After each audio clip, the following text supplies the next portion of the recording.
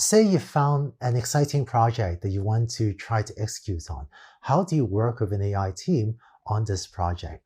In this video, you learn how AI teams think about data and therefore how you can interact with AI teams to help them succeed on a project. Now, there is one caveat, which is what if you have a cool idea, but you don't have access to an AI team? You don't have access to any AI engineers. Fortunately, in today's world, if either you yourself or you can encourage some of your engineering friends to take an online course or two on machine learning or deep learning, that often will give them enough knowledge to get going and make a start of an attempt, make a reasonable attempt on these types of projects. So let's talk about how you can work with an AI team. First, it really helps your AI team if you can specify an acceptance criteria for the project. I've done a lot of work in automated visual inspection, so I'm going to use that as a running example in these few slides. Let's say your goal is to detect defects in coffee mugs with at least 95% accuracy. So that can be your acceptance criteria for this project. But 95% accuracy, how do you measure accuracy? One of the things that the AI team would need is a dataset on which to measure their accuracy. So a dataset is just a set of pictures like these, together with the labels with the desired output B, that the first two coffee mugs are okay and the third one is defective.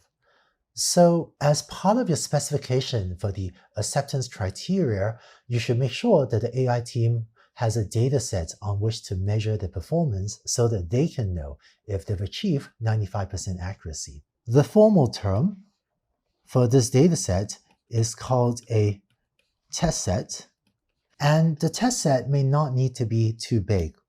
Maybe 1,000 pictures will be just fine for this example.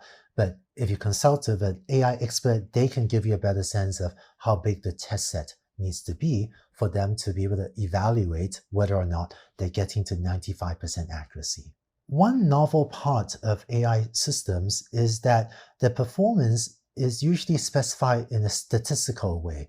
So rather than asking for an AI system that just does something perfectly, you see very often that we want an AI system that performs at a certain percentage accuracy, like this example here. So when specifying your acceptance criteria, think of whether your acceptance criteria needs to be specified in a statistical way, where you specify on average how well it does or what percent of time it has to get the right answer. Let's dive more deeply into the concept of a test set.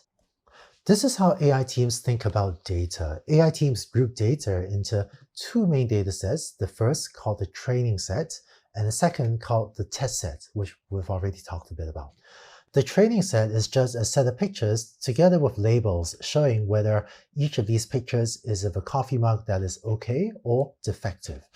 So the training set gives examples of both the input A, the pictures of the coffee mugs, as well as the desired output B, whether it's okay or defective. And so given this training set, what a machine learning algorithm will do is learn, in other words, compute or figure out some mapping from A to B so that you now have a piece of software that can take as input the input A and try to figure out what is the appropriate output B. So the training set is the input to the machine learning software that lets it figure out what is this A to B mapping. The second data set that an AI team will use is the test set. And as you've seen, this is just another set of images that's different from the training set, also with the labels provided.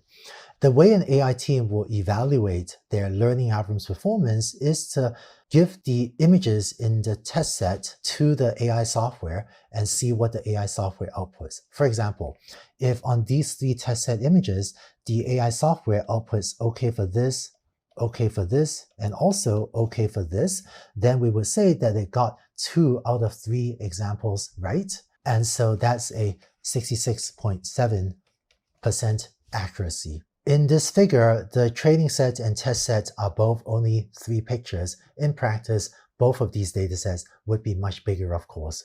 And you find that for most problems, the training set is much bigger than the test set.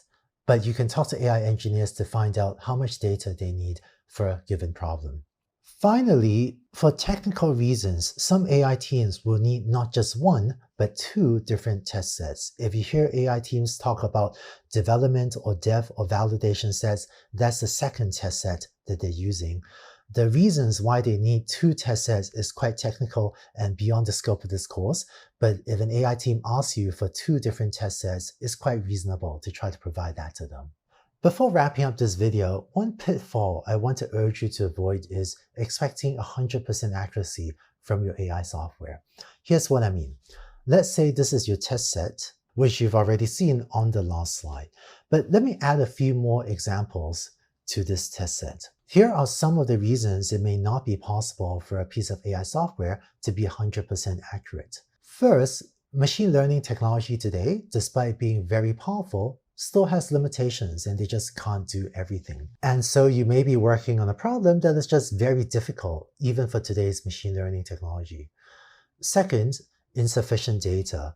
If you don't have enough data, specifically if you don't have enough training data for the AI software to learn from, it may be very difficult to get a very high level of accuracy. Third, data is messy, and sometimes data can be mislabeled. For example, this green coffee mug here looks perfectly okay to me, so the label of it being a defect looks like an incorrect label, and that would hurt the performance of your AI software.